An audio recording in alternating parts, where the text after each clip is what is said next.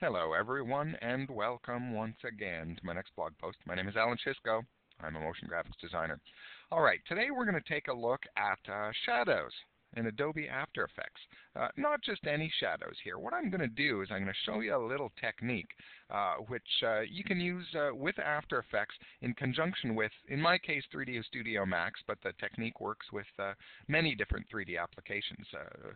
Cinema 4D, Maya, it'll work for them all.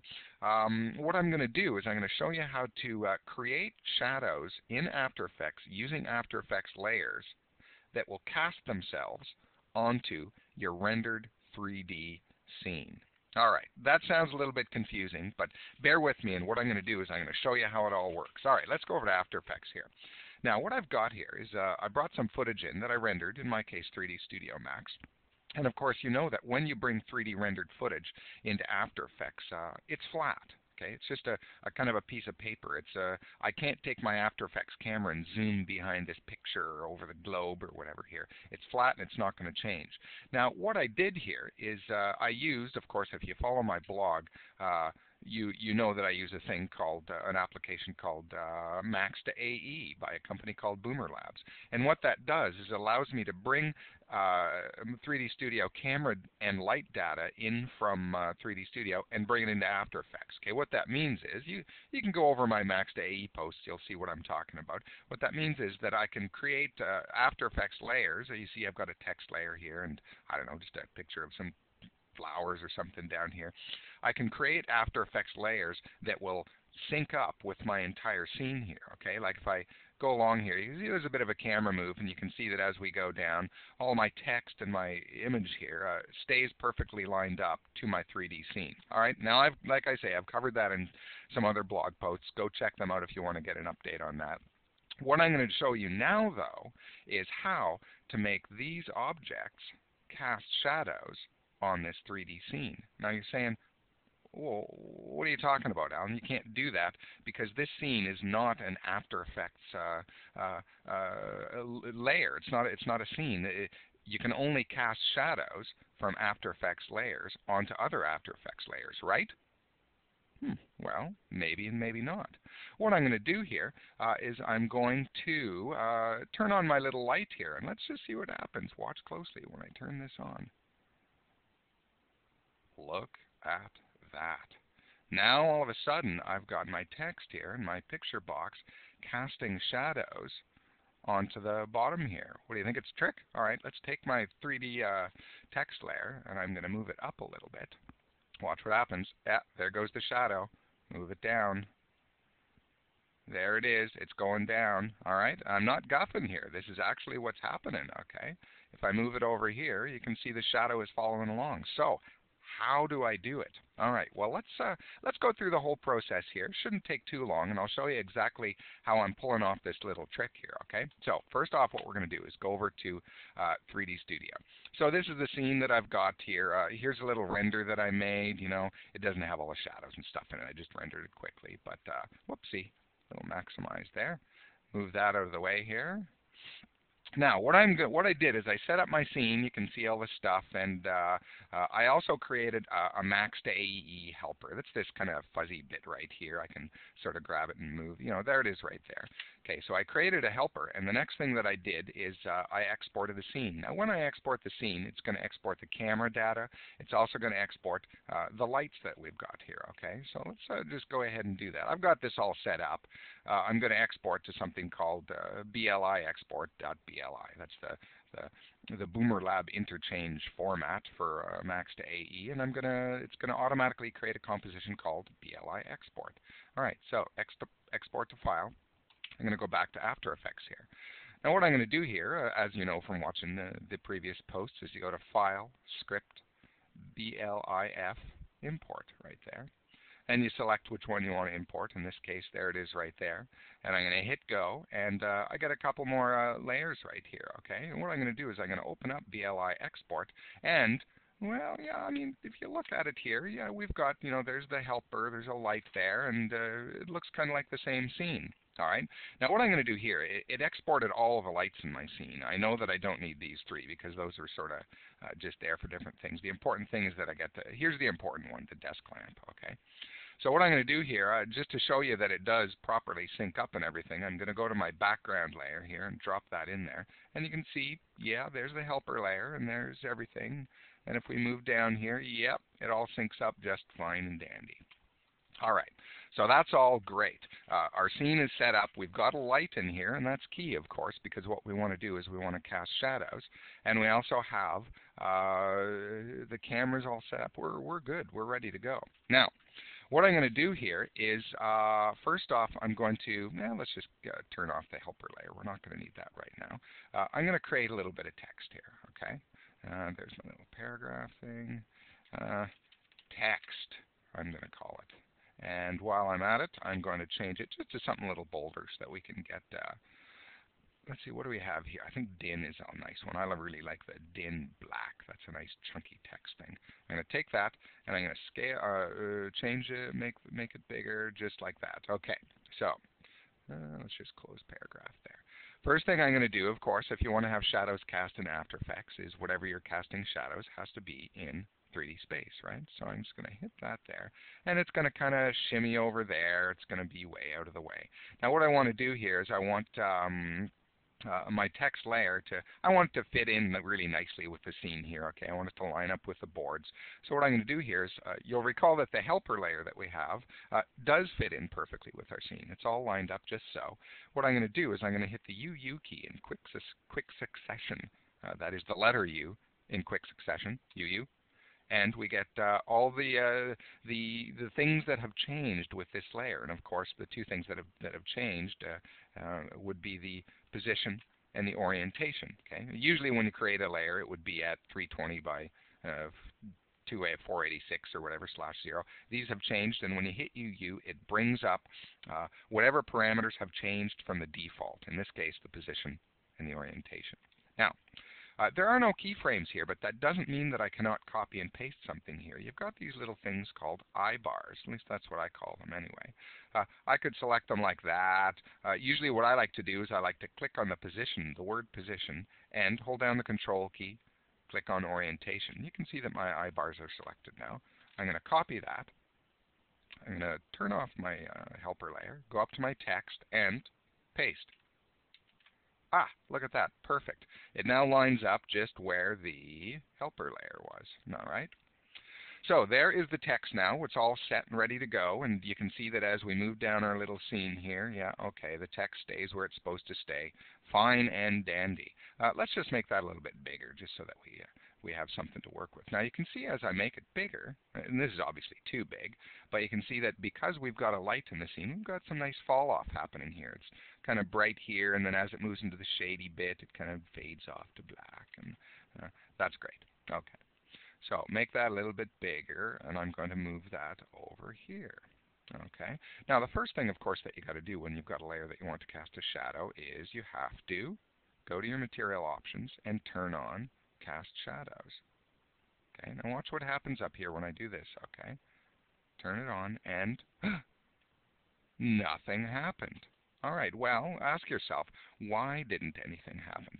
The reason being that there's nothing to cast a shadow onto, right? After Effects has to have something to cast shadows onto to be able to see the shadows. Hey, but wait a second, you say. We just looked at a composition over here where it was casting a shadow onto the surface of the desk here. So why isn't it doing it here? The reason being, I know this is all kind of turned around because there's no other 3D objects to cast a shadow onto. Okay, it can't cast it onto this background because it's just a flat non-3D background. Okay, now I'm getting you really confused, right? Let's do this, all right? We know that we need to have a 3D After Effects layer to cast a shadow onto, okay? What I'm going to do is I'm going to take my text, and just for now I'm going to change the color of this to something other than white so that you can see what I'm doing. I'm now going to create a solid, okay? Now this is the key. This is where the secret comes in. I'm going to make that solid a white solid, and that's pretty important, okay? And we'll just name this one Shadow Catcher. Ah, there's a little bit of a hint there about where we're going, right? I'm going to hit OK. It's going to fill up the whole scene here, but I'm going to turn this into a 3D object as well. It goes to its funny spot. I'm going to go to my helper layer, UU, copy the position and the orientation, Shadow Catcher, paste. Okay, now our little shadow catcher layer is now in exactly the same position as the text. What I'm going to do is I'm going to take my text. It's all in the same Z space as well. What I'm going to do is move this just slightly above, right about to there. I'm going to go to my spotlight, the desk lamp. That's the one that we're going to be casting shadows with. Light options, and I'm going to turn cast shadows on. Watch what happens up here. Ah, there we go. We've got some shadow action happening there. Little tip for what I do when I have a light is I tend to change the defaults just ever so slightly. 151. I think I've done this in some of my other blog posts as well. 91. Cone feather I'm going to change to 51. And shadow darkness I'll do 101, and shadow diffusion I'm going to do 1. Reason being that instead of playing around with all these twirlies when I'm trying to get at something for the light, all I got to do is hit it and hit UU. And that opens up everything that I've changed, which would be all that kind of stuff. Okay, that's just a quick little tip. Okay, so back to our scene here. We've got some shadow being cast right here. Looks good. It's on the, these are After Effects 3D objects, but it's not going on the desk still. Why the heck is that? Because, well, I've said it before, I'll say it again. You can't cast shadows onto rendered 3D scenes. Okay, but this is where the little tricky part comes in. We've got the shadow catcher here, and you can see, well, we've got shadows going on here. And we've also, this is casting it onto there, but it's just not extending there. Okay? So what I'm going to do is I'm going to make my shadow catcher huge, just like that. Make it the entire size of your scene. Okay. Now, what I'm going to do here, the important thing is that you don't want this shadow catcher to be affected by the light. You can see the light is up here, and it makes a round circle like that.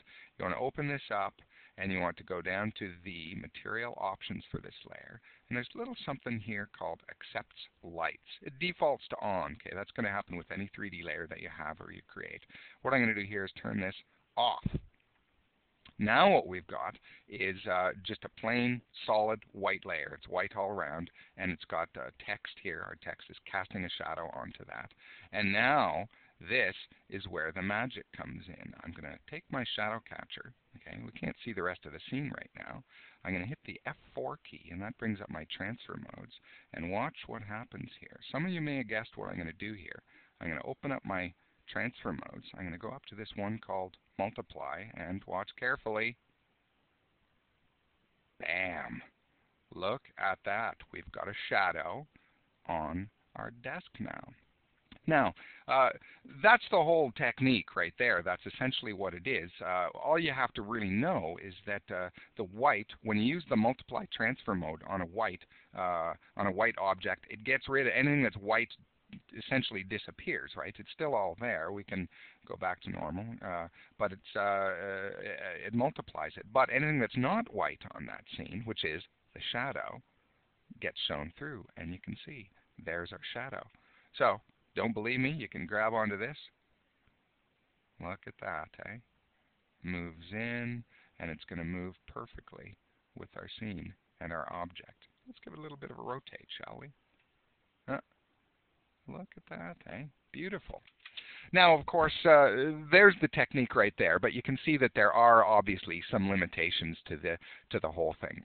Like, for instance, if I were to bring my text up a little bit, let's say I wanted to fly it over the little compass that I have here, and I want shadow to fall on the compass. Okay, I'm going to lift this up. Yeah, that's about where it should be, and then I'm going to move it over here. But the shadow doesn't crawl up the compass. Okay. The way that the shadow is going to work here is that it's only going to fall properly on the scene, on the shadow catcher that I have, which in this case is big white flat thing that follows the desk right here. Okay. Now I could, if I wanted to, if I had another white. If I wanted to really do this right, I could get a whole bunch of white After Effects layers, and I could like put one on top of the book here, and on the side, and on the spine, and on this one, and on the picture frame here. And then when I move my text around, yes, the shadows will fall properly on there. It's going to work that way. But the trouble is with this compass here, is it's round. Okay, and that's where it's going to slightly fall apart. So if you want to use this technique, what you got to do is you got to plan to use wherever you want shadows to fall. It's got to be flat. You're not going to be able to get them to fall on the globe. Yeah, I don't think. No, you won't, because you can't use the CC globe or anything for it to work because it's not 3D space aware. So there you go. That is the limitation that we've got. But in this case, I mean, if you set up your scene, works perfectly. You can bring in, if we go back to our shadow complete composition here, saying exactly the same thing here. I'll unhide all the secret stuff here that I had covered up to begin with. There's the text layer. I can turn on a little example page. You can see we got shadows now on the example page, which is the 3D object, and on the desk, right? Works great. We've also got, in this case, a picture that I created, brought in. You know, you're not just limited to having shadows with text. You can also get shadows with any layer. So there is the technique for making shadows in After Effects that fall onto your 3D rendered scenes. I do hope that it was helpful to people, and maybe you can use this in some sort of an upcoming project. All right, my name again is Alan Szyszko. I'm a motion graphics artist. You can go to my website at effector.ca. I got my demo reel and a bunch of stuff up there. And again, I hope this was helped out some people to try some new stuff. Thanks. All right. Have a good day, everyone.